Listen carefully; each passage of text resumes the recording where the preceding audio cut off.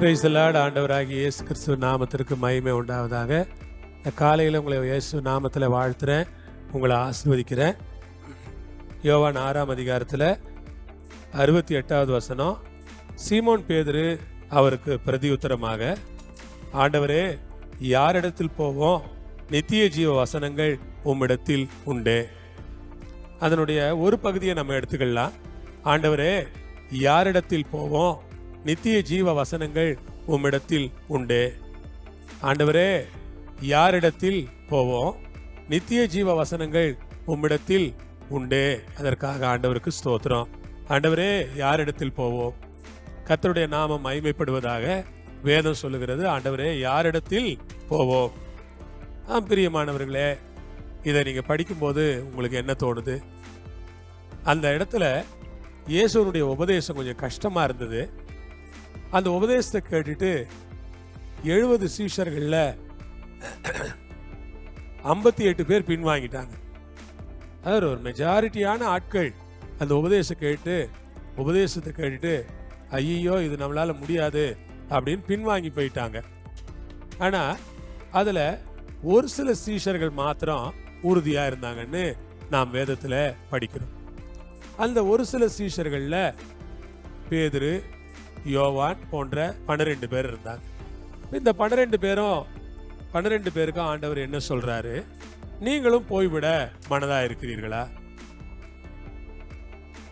அவர் கேட்கிறார், நீங்களும் போயிடலான்னு நினைக்கிறீங்களா அப்படின்னு கேட்கிறார். அப்ப அவங்க சொல்றாங்க, யாரிடத்துல போவோம்? நித்திய ஜீவ வசனங்கள் உம்மிடத்தில் உண்டு. அவர் அப்படி என்ன கடினமானது சொன்னாருன்னா, அவர் சொன்னாரு, என்னுடைய மாம்சத்தை புசிக்கணும், என்னுடைய ரத்தத்தை நீங்க பானம் பண்ணணும், அப்பந்தான் உங்களுக்கு நித்திய ஜீவன் இருக்கும், அப்பந்தான் உங்களுக்குள்ள பிதாவினுடைய ஜீவன் வரும் அப்படின்னு சொன்னார். இத கேட்டுட்டு அவங்க பயந்து போயிட்டாங்க. என்னது, ரத்தத்தை குடிக்கிறதா? உங்க மாம்சத்தை சாப்பிடுறதா? அது எப்படி நடக்கும்? ஆண்டவர் ரத்தத்தை குடிக்கிறது, நேரடியா ரத்தம் குடிக்கிறத பற்றி ஆண்டவர் சொல்லல. ஆண்டவர் திராட்சரசத்தை அவங்க ரத்தத்தின் அடையாளமா திருவிருந்தலை எடுத்துக்கணும்னு ஆண்டவர் சொல்றாரு. ஆண்டவர் பிரெட்டை அவங்க அவருடைய சரீரத்திற்கு அடையாளமா, பிற்கப்பட்ட சரீரத்துக்கு அடையாளமா எடுத்துக்கணும்னு அவர் சொல்றாரு. அதை அவங்களால புரிஞ்சுக்க முடியாம அவங்க நேரடியா அவரு சரீரத்தை சாப்பிட சொல்றாரு, அவர் ரத்தத்தை குடிக்க சொல்றாருன்னு நினைச்சுக்கிட்டு அவங்க ரொம்ப குழம்பி போயிட்டாங்க. இதை சொன்ன உடனே அவங்க தெளிவாயிட்டாங்க. இவதை புரிஞ்சுக்கிட்டாங்க. இந்த 12 பேருக்கு புரிஞ்சது, மற்றவங்களுக்கு புரியல. இவ்வளவு நல்லா போதிக்கிற ஆண்டவர், இவ்வளோ தெளிவா போதிக்கிற ஆண்டவர் எப்படி அவருடைய ரத்தத்தை குடிக்க சொல்லுவாரு, எப்படி அவருடைய மாம்சத்தை சாப்பிட சொல்லுவாரு அப்படின்னு அவங்க கொஞ்சம் கூட யோசிக்காம விட்டுட்டாங்க.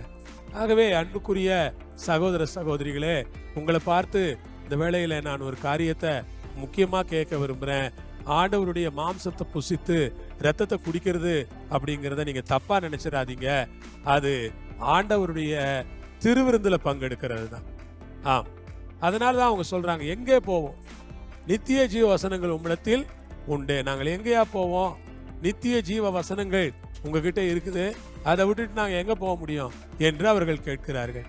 பிரியமானவர்களே, இதுலதான் நாம ஒரு காரியத்தை புரிஞ்சுக்கிடுறோம்.